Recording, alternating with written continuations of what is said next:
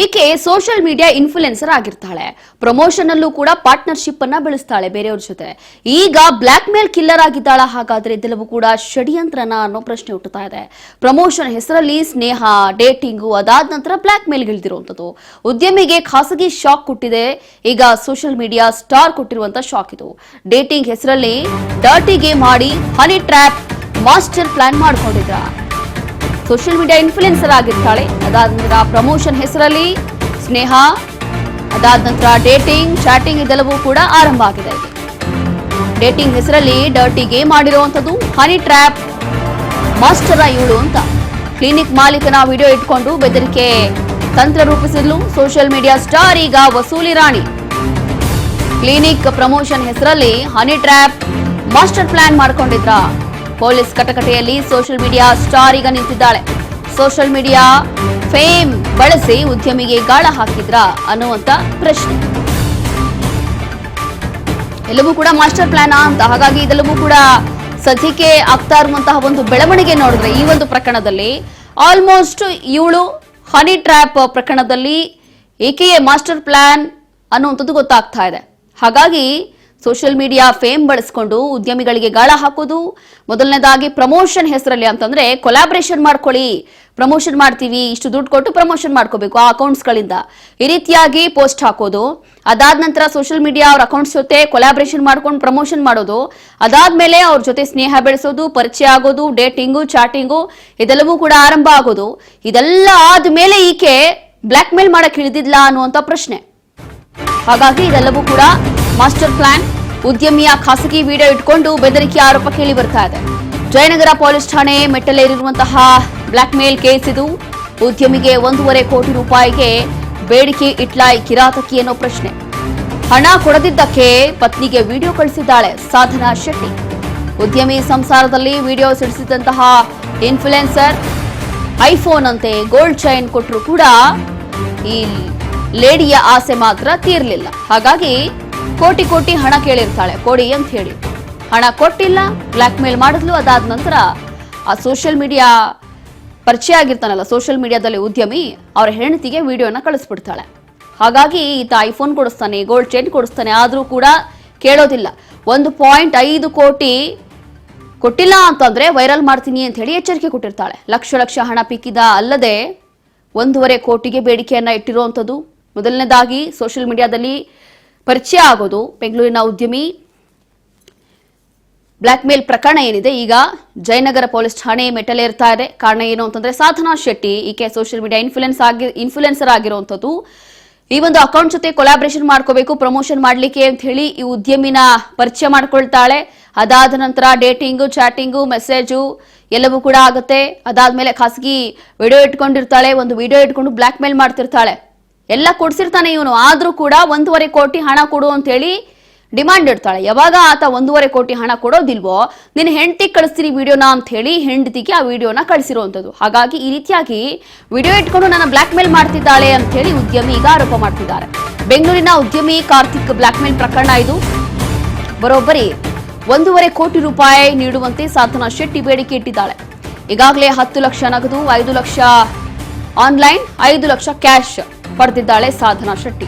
30,000 ಉಂಗ್ರ, 70,000 chain, 1.5 ಲಕ್ಷದ iPhone. ಉದ್ಯಮಿ ಹಣ ನೀಡಲು ಯಾವಾಗ ನಿರಾಕರಿಸಿದ್ನೋ ಆತನ ಪತ್ನಿಯ ವಾಟ್ಸ್ಆಪ್ಗೆ ವಿಡಿಯೋ ಸೆಂಡ್ ಆಯಿತು. ಈ ಸಾಧನಾ ಕೃತ್ಯದಿಂದ ಕಾರ್ತಿಕ್ ಮನೆಯಲ್ಲಿ ಭೀಕರ ಜಗಳವೇ ಶುರುವಾಗಿದೆ. ಸಂಸಾರವೇ ಈಗ ಬೀದಿಗೆ ತಂದಿರುವಂತದ್ದು ಈ ಸೋಷಿಯಲ್ ಮೀಡಿಯಾ ಸ್ಟಾರ್ ಸಾಧನಾ ಶೆಟ್ಟಿ.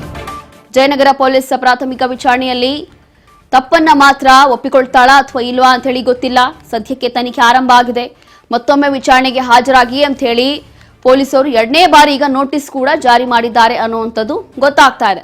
ಹಾಗಾಗಿ ಈಕೆಯ ವಿರುದ್ಧ ಈಗ 2ನೇ ಬಾರಿ ನೋಟಿಸ್ ಕೂಡ ಕೊಟ್ಟಿದ್ದಾರೆ. ಪೊಲೀಸರು ಯಾವಾಗ ಕರೀತಾರೋ ವಿಚಾರಣೆಗೆ ಯಾವಾಗ ಹೋಗಬೇಕು ಅಂತ ಹೇಳಿ. ಆದ್ರೆ ಈಗ ಸದ್ಯಕ್ಕೆ ಈ ಒಂದು ಪ್ರಕರಣದಿಂದ ಉದ್ಯಮಿ ಕಾರ್ತಿಕ್ ಈತನ ಮನೆಯಲ್ಲಿ ಈತನ ಸಂಸಾರ ಈಗ ಪಾಪ ಬೀದಿಗೆ ಬಿದ್ದಿದೆ. ಹಾಗಾಗಿ ಹೇಳೋದು ಸೋಷಿಯಲ್ ಮೀಡಿಯಾಗಳಲ್ಲಿ ಪರಿಚಯ ಮಾಡ್ಕೊಳ್ಳೋ ಮುನ್ನ ಸ್ವಲ್ಪ ಎಚ್ಚರವಾಗಿರಿ. ಕೇವಲ ಹುಡುಗಿರೇ ಅಂತಲ್ಲ, ಕೇವಲ ಹುಡುಗರು ಅಂತಾನೆ ಅಲ್ಲ, ಎಲ್ಲರೂ ಕೂಡ ಬಹಳ ಎಚ್ಚರವಾಗಿರಬೇಕು. ಇಂಥ ಒಂದು ಕೊಲಾಬ್ರೇಷನ್ ಮಾಡ್ತೀವಿ ಅಥವಾ ಪ್ರಮೋಷನ್ ಮಾಡ್ತೀವಿ ಅಂತ ಹೇಳಿ ಪರಿಚಯ ಮಾಡ್ಕೊಳ್ಳೋದು, ಆ ಪರಿಚಯ ಈ ಮಟ್ಟಕ್ಕೆ ಹೋಗೋದು. ಯಾವ ಮಟ್ಟಕ್ಕೆ ಅಂತಂದ್ರೆ ಪೊಲೀಸ್ ಠಾಣೆ ಮೆಟ್ಟಲೇ ಇರ್ತಾರೆ. ತಮ್ಮ ಪರ್ಸನಲ್ ಲೈಫಲ್ಲಿ ನೆಮ್ಮದಿ ಅನ್ನೋದಿರಲ್ಲ, ಪೀಸ್ ಅನ್ನೋದಿರೋದಿಲ್ಲ. ಅದಾದ ನಂತರ ಇವರ ಜೀವನ ಏನಾಗುತ್ತೆ, ಸಂಸಾರ ಗಂಡ ಹೆಂಡತಿ ಈಗ ಕಿತ್ತಾಡ್ಕೊಂಡು ಜಗಳ ಮಾಡಿಕೊಂಡು ಸಂಸಾರ ಈಗ ಬೀದಿಗೆ ಬಿದ್ದಿದೆ. ಹಾಗಾಗಿ ಸದ್ಯಕ್ಕೆ ಪೊಲೀಸರು 2ನೇ ಬಾರಿ ನೋಟಿಸ್ ಕೂಡ ಕೊಟ್ಟಿದ್ದಾರೆ ಸಾಧನಾ ಶೆಟ್ಟಿಗೆ.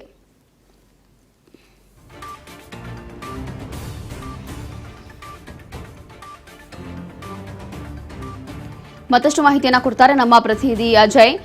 ಇಲ್ಲಿ ಸೋಷಿಯಲ್ ಮೀಡಿಯಾದಲ್ಲಿ ಯಾರಿಗಾದ್ರೂ ಪರಿಚಯ ಮಾಡ್ಕೊಳ್ಳೋ ಮುನ್ನ ಸ್ವಲ್ಪ ಎಚ್ಚರವಾಗಿರ್ಬೇಕು. ಅದು ಹುಡುಗನೇ ಇರ್ಲಿ ಹುಡುಗಿನೇ ಇರ್ಲಿ ಅನ್ನೋಂಥದ್ದಕ್ಕೆ ಮತ್ತೊಂದು ಘಟನೆ, ಈ ಒಂದು ಘಟನೆ ಸಾಕ್ಷಿ ಅಂತ ಹೇಳ್ಬೋದು.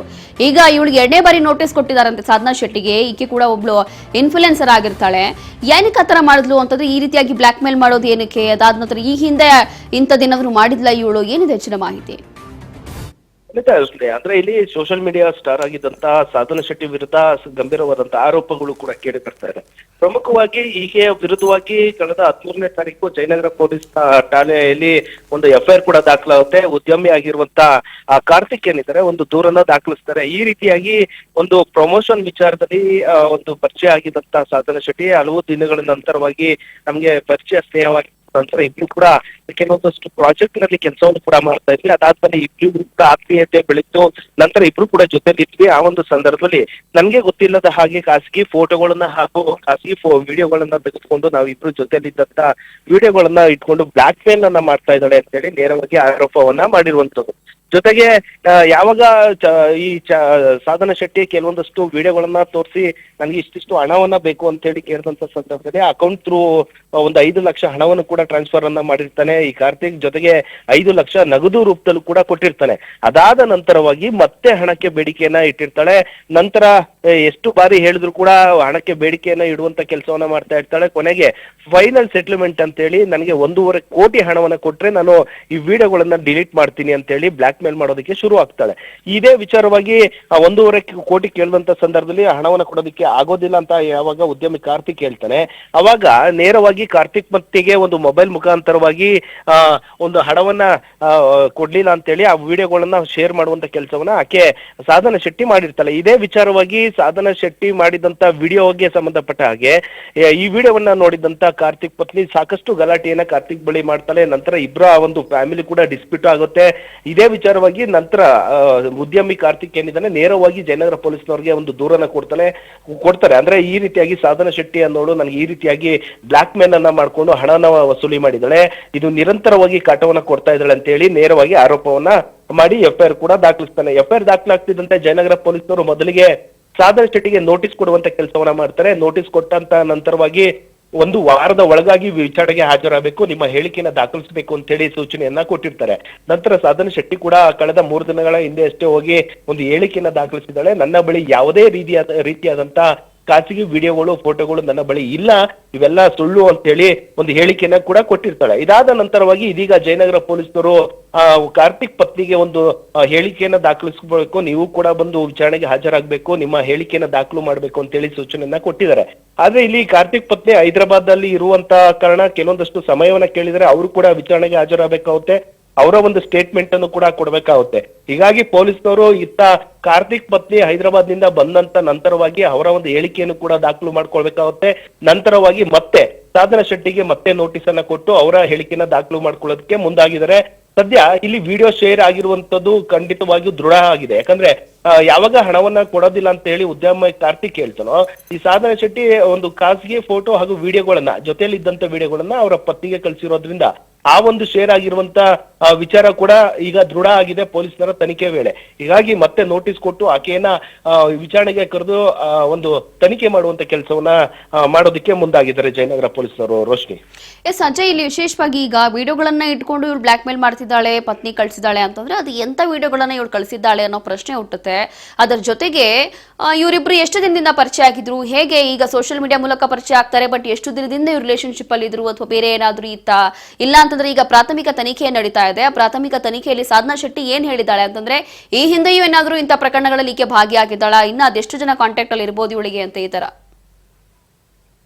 ಖಂಡಿತ ಈಕೆ ಸೋಷಿಯಲ್ ಮೀಡಿಯಾ ಇನ್ಫ್ಲೂಯೆನ್ಸರ್ ಆಗಿರೋದ್ರಿಂದ ಇಲ್ಲಿ ಜಯನಗರ 4th ಬ್ಲಾಕ್ ನಲ್ಲಿ ವಾಸವನ್ನ ಮಾಡ್ಕೊಂಡಿರ್ತಾರೆ ಈ ಕಾರ್ತಿಕ್ ಅವರು. ಅಂದ್ರೆ ಅವರು ಒಂದು HK ಪರ್ಮನೆಂಟ್ ಮೇಕಪ್ ಕ್ಲಿನಿಕ್ ಅಂತ ಹೇಳಿ ಒಂದು ಹೆಸರಿನ ಒಂದು ಹಾಸ್ಪಿಟಲ್ ಅನ್ನ ನಡೆಸ್ಕೊಂಡು ಹೋಗ್ತಾ ಇರ್ತಾರೆ. ಆ ಒಂದು ವಿಚಾರದಲ್ಲಿ ಕೆಲವೊಂದಷ್ಟು ಪ್ರಮೋಷನ್ಗಾಗಿ ಇನ್ಸ್ಟಾಗ್ರಾಮ್ ಐಡಿ ಮೂಲಕವಾಗಿ ಇವರ ಪರಿಚಯ ಕೂಡ ಆಗಿರುತ್ತೆ. ನಂತರ ಅದಕ್ಕೆ ಪ್ರಮೋಷನ್ ಮಾಡ್ಬೇಕು ಅಂತ ಹೇಳಿ 2024ರಲ್ಲಿ ಅಂದ್ರೆ ಕಳೆದ 2 ವರ್ಷಗಳ ಹಿಂದೆ 2024ರ ಆಗಸ್ಟ್ ನಲ್ಲಿ ಇದೇ ವಿಚಾರಕ್ಕೆ ಮಾತಾಡೋದಕ್ಕೆ ಜೈನರ್ಗೆ ಕೆಫೆನಲ್ಲಿ ಭೇಟಿ ಆಗ್ತಾರೆ. ನಂತರ ಇಬ್ರು ಕೂಡ ಪರಸ್ಪರ ಮಾತನಾಡ್ಕೊಂಡು ಈ ವಿಚಾರದಲ್ಲಿ ಅಂದ್ರೆ ಪ್ರಮೋಷನ್ ಮಾಡ್ಬೇಕು ಅಂತ ಹೇಳಿ ಅದು ಒಂದು ವಿಚಾರದಲ್ಲಿ ಪರಿಚಯ ಆಗ್ತಾರೆ. ನಂತರವಾಗಿ ಇಬ್ರು ಕೂಡ ಆತ್ಮೀಯತೆಯನ್ನ ಬೆಳೆಸ್ಕೊಂಡಿರ್ತಾರೆ.